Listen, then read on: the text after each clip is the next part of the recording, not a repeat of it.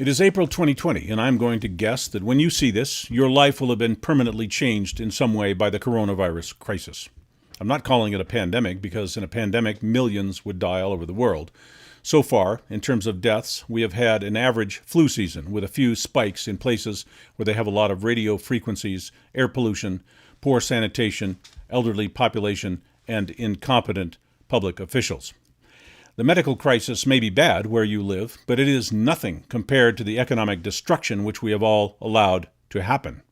All over the world, the cost is already between $6 and $20 trillion, I would say, and rising in economic damage from lockdowns, businesses closing, jobs lost, supply chains disrupted, food production and supply severely crippled, transportation pared down to a minimum, and medical industry chaos, where they can't even seem to get a reliable test for the presumed disease month after month after month. It is a world-class fiasco where our nation's medical officials gathered behind a podium to tell us all how to respond to the ongoing crisis, and none of our medical officials were wearing a mask. How is this for social distancing? You probably know that the way our economy is measured is by GDP, gross domestic product, how much we produce and how much money we exchange for the products and services we create. When we are told to go home, not work, close our businesses, this is like a bullet to the head of the GDP. And this was not just one country, this was global. When annual GDP goes down or goes up less than 2%, that indicates a recession. GDP must be a solid positive number year to year to balance taxes, debt, crime, and natural disasters, and the normal fluxes of commerce. It has been conservatively projected that the pandemic lockdown will take U.S. GDP down by 20 to 40% annually. It will be a miracle if a recession is all we get. And the many countries we rely on to help us recover will have their GDP downturns worse than ours. Usually when one country suffers a disaster, other countries come to its aid. This is the first time in recent history when essentially all developed countries have suffered an economic disaster at the same time. Ladies and gentlemen, we are going to hurt. So here is the lesson we have learned. Our economy and society was badly damaged, but not by the disease. It was by the reckless, corrupt, hysterical, and ill-informed policies that were shoved down our throats by media, big pharma, and a scattering of power-crazed politicians. Social isolation, masks, lockdowns, slamming commerce to a halt globally in a span of barely a week in late March. This is, by any definition, the kind of black swan event which certain financial advisors have been predicting for years because our global economy was so fragile before the coronavirus dog and pony show. The financial analysts have been waiting for a leaf to fall and cause an economic avalanche. Well, the lockdown is an avalanche all by itself. But the destruction will not be limited to the speculative financial markets, but crippling almost everything that the financial markets depend on to stay solvent and functioning, as well as crippling the markets where you and I get our toilet paper, bread, and rice. So it is clear that coronavirus, which is roughly equivalent to an average flu season, is a minor contributor to the global economic catastrophe that will result from the lockdown of people, businesses, government, and trade, which all have economic consequences far beyond the disease itself. But ironically, what has caused massive damage to our global economy was us. It was our belief in the hype and the hysteria and our compliance with the ridiculous and unnecessary behavioral dictates coming from people who seem to know nothing about either medicine or economics. Mayors, governors, and our presidential advisors, the president himself, told us to do things we knew would cause damage to ourselves and our communities. Many of us knew these impulsive precautions and shutdowns were not necessary, and yet the general public, without any noticeable hesitation, went into full compliance, went home, isolated ourselves, sabotaged our own livelihoods, stopped providing goods and services for others, dismantled our critical supply lines of food, goods, medicine, everything. It was not just that there was a disease, or there was a lot of bad ideas on how to react to that disease. It was our obedience, our compliance that did most of the damage. What you and I did will cause on a global level poverty, suicides, famine, and extended crises for nearly all of us. Because many businesses cannot afford to close for weeks or months, many of them have permanently lost their suppliers, defaulted on their credit or their rents, lost their employees and their customers. Farmers have thrown away millions of pounds of food because restaurants were closed, and grocery stores running out of everything we need because that restaurant food could not be redirected to the grocery stores in time. Too much food over here, not enough food over there, massive waste, inefficiency, mismanagement on a worldwide scale, complete idiocy in policy. You and I supported these policies as if our media and our politicians knew what they were doing. We did this to ourselves. We listened to career public servants who have no business commanding people around. In fact, no authority to do so. Their job is to give us information and let us find our own solutions. But oh no, we need central planners. At least that's what the central planners tell us. They had to become little dictators, threatening to shut off our utilities if we did not close our businesses, threatening to arrest us if we did not self-quarantine for no apparent reason, telling us to report each other to them if someone did not obey the commands of our stooge officials who literally let us off a cliff in their ignorance and ego-driven zeal.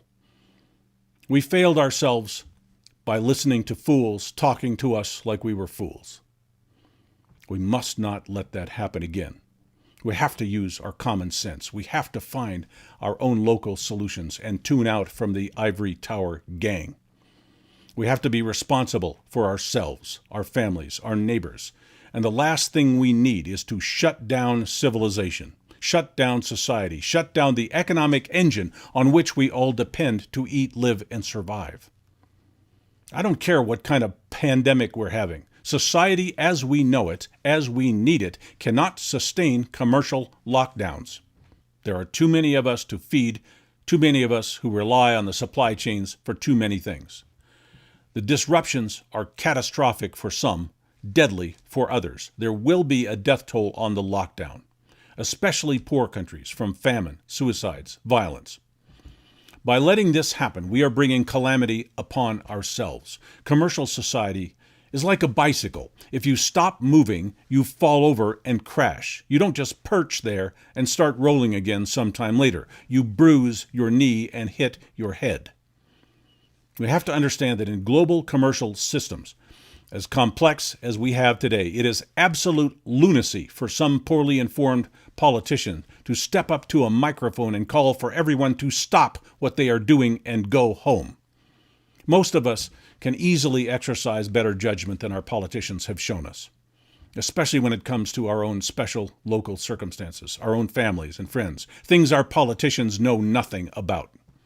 They have no idea what we need or what we can do to solve our immediate problems as long as stores are kept open and people are not prevented from gathering, helping each other, serving each other, and taking action rather than sitting around alone in our pajamas in our homes while the world disintegrates around us and we slowly run out of top ramen.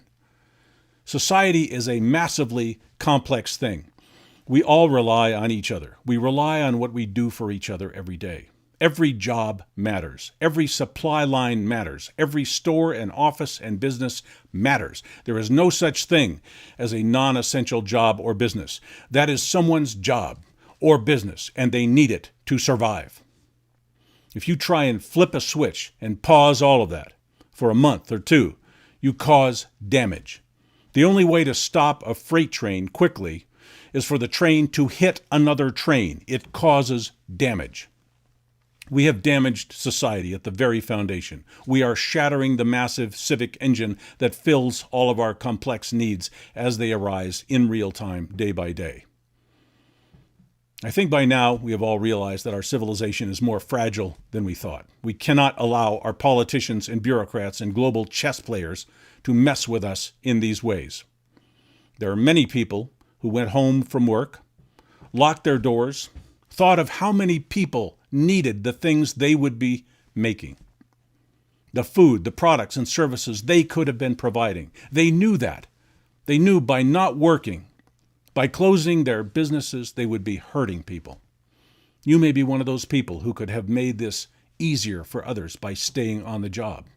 But we were told there was a big, bad disease by a bunch of public officials who thought overreacting would be better for their careers.